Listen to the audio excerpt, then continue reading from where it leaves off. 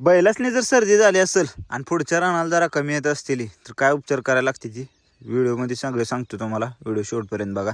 नमस्कार मित्रांनो, स्वागत आहे तुमचं पुन्हा एकदा आपल्या व्हिडिओमध्ये.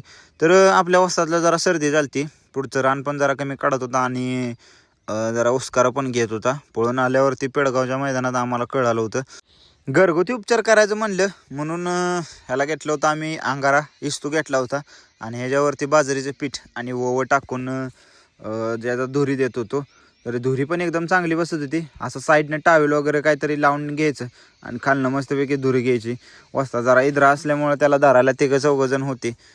मग काय गाड्याला मस्तपैकी पंख्यानं हवा घालून का नाही, पंख्यानं म्हणजे ही जापडी होती, ही जापडीनं हवा घालून मस्तपैकी धुरी दिली. मग धुरी दिल्यानंतर इकडं आलतो विरूबाईकडं. विरूबाईला पण थोडी सर्दी होती. सर्दी म्हणजे त्याला नाकातनं थोडं पाणी गळत होतं. म्हणलं याला पण देऊन घ्यावं होतं धुरी, म्हणजे काय टेन्शन येणार नाही. टेन्शन म्हणजे जरी सर्दी होत असली किंवा झाली असली थोडीफार तरी त्याची सर्दी रिकवर होऊन जाते. तर ओव्यानं आणि बाजरीच्या पिठाने एकदम रिकवर होऊन जाते. घरगुती उपचार आहे, जुना उपचार आहे. एक जणाने आम्हाला सांगितलं होता, आम्ही करून बघितला आहे. रिझल्ट बऱ्यापैकी हाय.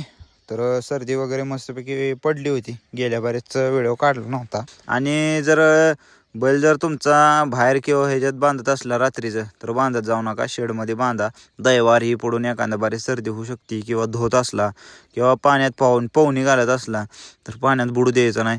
ही काळजी घेतली का नाही मग काय अडचण येत नाही, सर्दी होत नाही, काय टेन्शन नाही.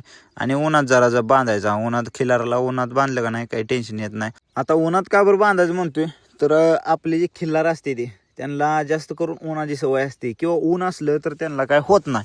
पण ज्यावेळेस थंडी येते किंवा पावसाळा येतो त्यावेळेस त्यांचा सीझन कमी होतो.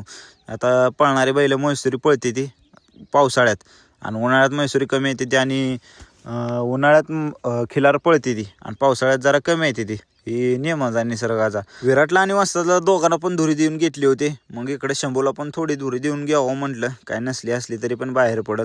चालतंय मित्रांनो, भेटूया पुढच्या व्हिडिओमध्ये. जाता जाता तुमच्या भावाला फॉलो एवढं करा.